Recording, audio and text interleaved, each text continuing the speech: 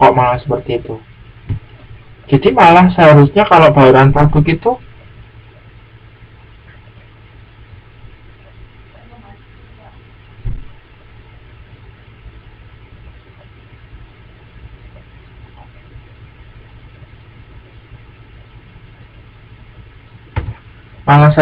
bauran produk itu sebuah perusahaan itu tidak cuman menjual satu produk terkhusus gitu, tapi mereka juga menjual produk-produk lain yang kemudian sebetulnya itu terkait satu sama lain. Ini kalau di inisiasi ini dicontohkan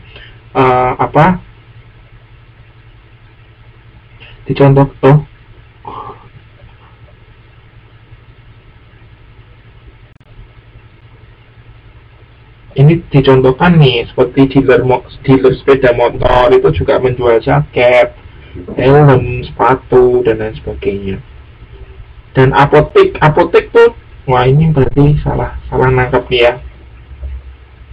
Jadi apotek kan sekarang mereka tidak cuma menjual obat-obatan tua, mereka juga sekarang punya laboratorium sendiri, bahkan mereka punya rumah sakit gitu ya, punya poliklinik sendiri juga gitu ya.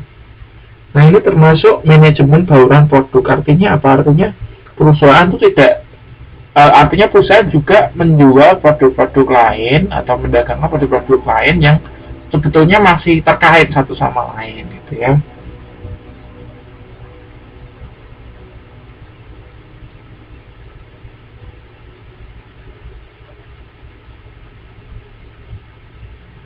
Enggak, betul. Ini maksudnya, silakan Mbak Dwi nanti baca pelan-pelan ya.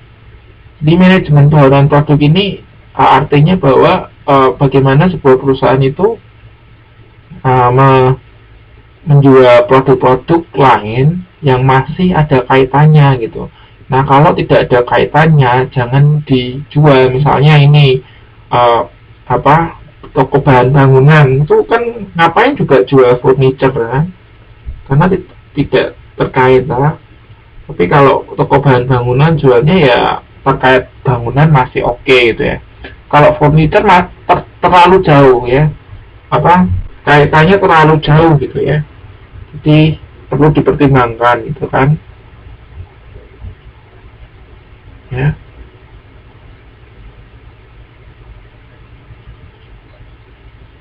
Oke. Nah, kemudian produk itu juga ada kategorinya ya. Ada yang berdasarkan daya tahan produk, kemudian ada yang berdasarkan pembeli dan motif pembeliannya gitu ya.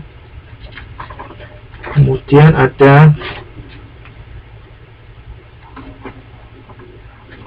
cuman itu sih namanya strategi produk. Nah, kalau kita bicara mengenai strategi berdasarkan daya tahan produk, secara umum produk dapat digolongkan menjadi menjadi tiga macam. Ada durable product ya, artinya durable itu tahan lama ya. Kemudian ada juga yang tidak tahan lama. Dan ada juga yang sifatnya itu layanan atau service. Nah, barang yang tidak tahan lama adalah barang nyata yang dikonsumsi dalam satu atau beberapa kali penggunaan. Contohnya itu sabun, pasta gigi, sayuran, itu kan durable ya, tahan lama. Maksudnya dikonsumsinya berkali-kali kan. Nah, produk ini juga sering dibeli karena sifatnya tidak tahan lama, pembeliannya sering. Strategi pemasaran yang tepat adalah menjaga ketersediaan barang di sebanyak mungkin lokasi. Dalam penetapan harga margin keuntungan rendah, keuntungan diharapkan dari penjualan tinggi. Diperlukan iklan yang gencar untuk membangun referensi merek. Nah, ada juga barang tahan lama, adalah barang nyata yang dapat digunakan dalam waktu relatif lama dengan penggunaan yang sering, misalnya kulkas ya, kemudian televisi, mobil, sepeda, kemeja gitu ya. Itu termasuk barang tahan lama, gitu ya, barang nyata yang dapat digunakan dalam relatif waktu yang lama. Nah, dalam promosi, barang-barang seperti ini umumnya membutuhkan personal selling, menetapkan margin yang tinggi, membutuhkan garansi dan layanan purna jual. Nah, kemudian yang jenis yang ketiga atau kategori yang ketiga adalah layanan, ya. Nah, layanan adalah kegiatan, manfaat atau kepuasan yang ditawarkan satu pihak pada pihak lain yang kalau dibeli tidak akan menambah kepemilikan. Ini misalnya salon, ya, senam, konsultasi hukum, bimbingan belajar itu. Ya, layanan membutuhkan pengendalian kualitas, kredibilitas, dan keluasan pelayanan yang tinggi. Nah, ini juga penting ini. Jadi, strategi berdasarkan kategori pembeli. Nah, kalau kita ngomong produk berdasarkan kategori pembeli itu ada dua macam. Ada strategi produk konsumen, artinya apa? Artinya produk itu dipakai langsung oleh konsumen. Dan ada juga produk industri, artinya apa? Artinya produk ini dipakai oleh perusahaan, dibeli oleh perusahaan untuk melakukan bisnis lain. Makanya nama lainnya adalah produk bisnis atau produk industri ini, ya. Jadi dibeli oleh perusahaan, kemudian diolah untuk dijual lagi. Itu namanya produk industri atau produk bisnis. Nah, kalau kita bicara mengenai strategi produk konsumen, itu dibedakan lagi tuh, ada beberapa. Nah, ini penting ini, coba diperhatikan, ya. Silakan Anda sambil menyimak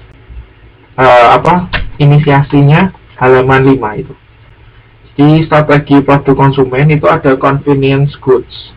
Nah, ini apa pengertiannya? Adalah barang-barang yang pembelinya sering, perlu ada segera dan usaha konsumen untuk membandingkan sebelum memutuskan membeli rendah. Jadi mikirnya tidak terlalu lama, ya, untuk membeli itu tidak terlalu lama. Nah, biasanya produk begini memiliki harga yang murah atau rendah dan ketersediaannya tinggi, market coverage-nya tinggi.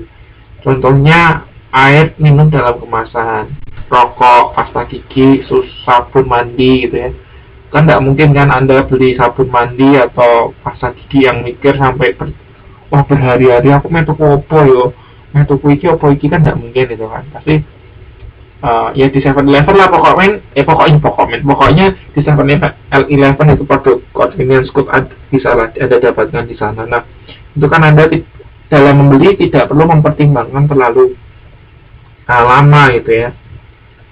Nah, ada yang dibeli secara teratur karena harus selalu ada, misalnya pasta gigi, kecap, garam, gitu, ya, dan lain-lain. Nah, golongan ini disebut staple good. Jadi staple good ini barang yang dibeli secara teratur. Ada juga yang pembelinya bersifat spontan atau tidak teratur, tanpa rencana. Misalnya permen, majalah, coklat. Nah, barang ini disebut impulse goods. Nah, ini perlu dipajang pada tempat-tempat strategis dan persebarannya seluas mungkin. Ada pula convenience product yang dibeli saat kebutuhan mendesak, seperti jas hujan, vitamin C pada saat sakit, air minum pada saat haus, dan lain-lain. Nah, produk seperti ini, produk yang sifatnya mendesak ini harus mengenali kapan situasi darurat terjadi. Nah, misalnya ini produsen jas hujan, ya, harus dapat memperkirakan kapan musim hujan mulai dan berakhir. Jadi jualnya sebelum hujan, ya, sebelum hujan dijual, atau pada saat hujan, nih, ya, antara itulah, ya, antara sebelum dan pada saat hujan itu harus siap-siap produsen jas hujan itu menjual produknya. Nah, selain convenience goods, ada juga shopping goods. Nah, adalah barang yang dalam pembeliannya, sebelum memutuskan pembelinya membanding-bandingkan terlebih dahulu. Dari satu ke toko dibandingkan. Kemudian dari harganya, kualitasnya, desain, bentuknya gitu ya. Anda bisa lihat contohnya ada banyak, ada kulkas, TV, HP. Kemudian ada produk lain namanya specialty good, barang yang memiliki karakteristik unik atau yang diasosiasikan dengan kelompok pembeli yang eksklusif. Misalnya mobil Ferrari, jam tangan Rolex, pulpen Montblanc, pokoknya produk-produk yang yang spesial gitu ya, yang pembelinya eksklusif ya. Kemudian produk yang berikutnya adalah unsold goods, merupakan barang-barang yang belum dikenal atau pembeli sudah kenal tetapi tidak berpikir untuk membeli walaupun punya kemampuan dan kesempatan untuk membelinya. Contohnya adalah laser anti maling ya. Kemudian pistol gas air mata, kemudian alat pengembun udara untuk memperoleh air dan lain sebagainya. Itu di inisiasi halaman 6 itu ada tabelnya, itu bagus sekali ya, itu seperti ringkasannya. Anda bisa sebutkan satu contoh lagi enggak unsold goods, jadi barang-barang yang sebetulnya penting tapi tidak terfikirkan untuk Anda beli, untuk konsumen beli. Saya menemukan satu ini. Jadi Anda terpikirkan nggak? Jadi produk ini dikenal, belum dikenal, sudah dikenal atau belum dikenal, tetapi konsumen itu tidak terpikirkan untuk membeli gitu ya. Meskipun konsumen itu punya kemampuan dan kesempatan untuk membeli. Ada nggak yang menemukan contoh lain? Di sini kan sudah ada contohnya alat anti maling rumah tangga, terus kemudian pistol gas air mata.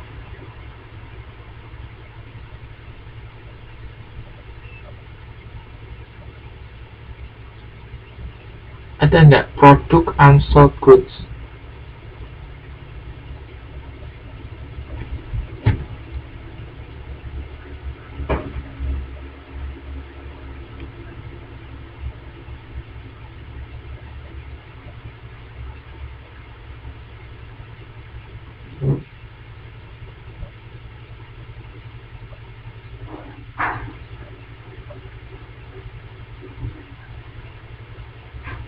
Anda tahu nggak sih arti unsold itu apa? Unsold. Ini kalau nggak salah sold itu bentuk ketiganya dari SIG ya. Sold itu bentuk ketiganya dari, oh ya betul, sold, bacanya sold. Sold itu bentuk ketiganya dari SIG. SIG itu apa sih? Hide and seek. Hide and seek itu kan permainan tepak umpet kan, umpet-umpetan ya. Ya, mencari. Oke, mungkin di sini pakai itu ya, nggak kelihatan lebih baik. Jadi produk ini nggak kelihatan, tapi sebetulnya penting gitu ya.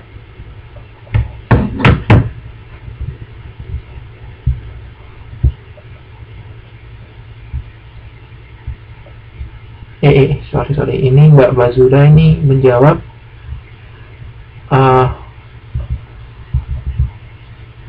apa saya Mbak